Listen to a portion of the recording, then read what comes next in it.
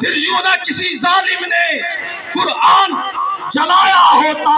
اور دس قرآن گر تم نے نہ بلایا ہوتا، یہ زمانہ نہ زمانے نے دکھلایا ہوتا۔ احباب ذی وقار، کفر نے ایک دفعہ پھر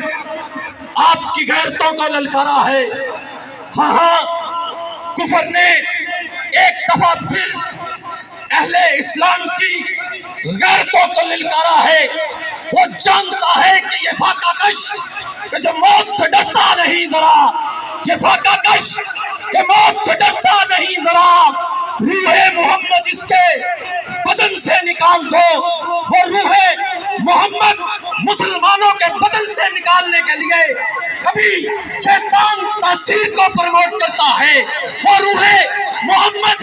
بدن سے نکالنے کے لیے کبھی آسیہ ملونہ کو لاتا ہے، وہ روح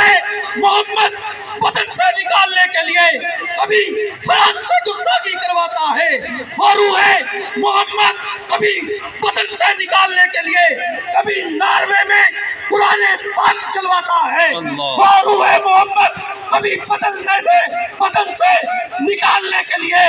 سویڈن میں قرآن پاک چلاتا ہے۔ ہاں، لیکن میرا قائد فرما گیا جب تک اس دھرتی پر ایک بھی لبیک والا موجود ہے ہم کسی کو گستاخی نہیں کرنے دیں گے۔